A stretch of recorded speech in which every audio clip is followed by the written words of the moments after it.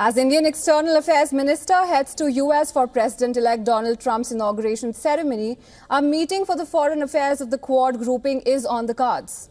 Reports suggest that the meeting is likely to take place a day after the inauguration ceremony, that is on January 21st in Washington, D.C.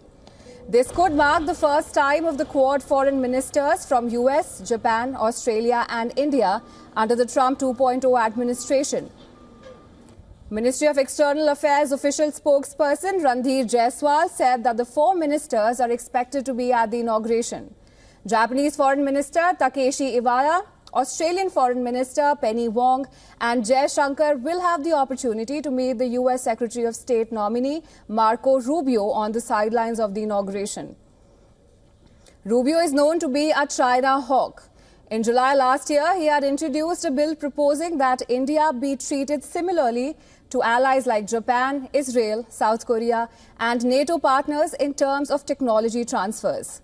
Interestingly, India doesn't figure in the first category of the 18 US allies which have no restrictions when it comes to export of AI software.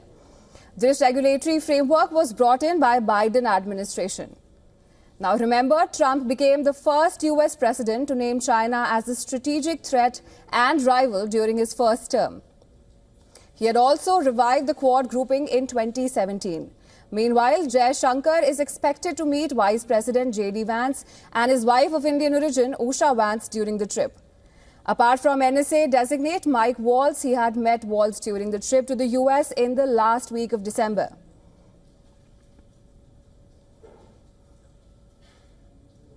For the latest, we are being joined by WION's Assistant Editor for Foreign Affairs, Siddhant Sibbal, on the phone.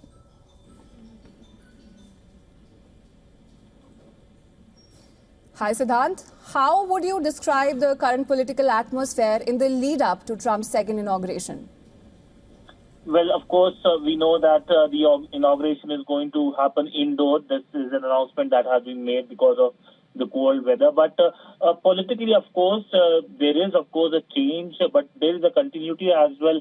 In terms of the change, of course, Donald Trump comes in after Joe Biden, which is significant, but also this is his second term. So Trump is known to the world and especially known to India as well.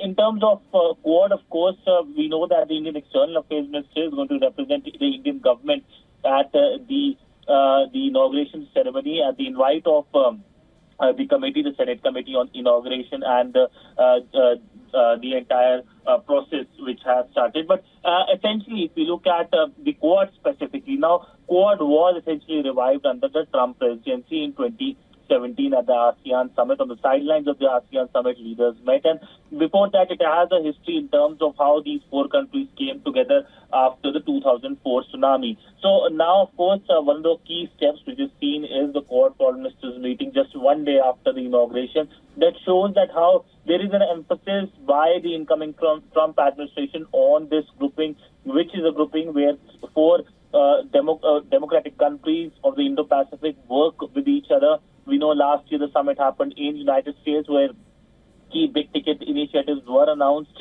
And this year, India will be hosting the Quad summit. In fact, for that, the US President Trump is expected to travel to India later this year. There hasn't been any announcement, but it largely shows that for India, continuity remains with Washington, whether it's a Quad or bilateral relationship, which has grown politically leaps and bounds, whether it is starting from the Clinton administration or continuing by successive administration, Bush administration, Obama administration, the Biden administration, the Trump administration, and we could see more firming up of the relationship in various domains, whether it is people-to-people relationship, visas, space, defense. In fact, just yesterday we saw the titling ceremony of America's latest and newest consulate anywhere in the world in the southern Indian city of Bengaluru.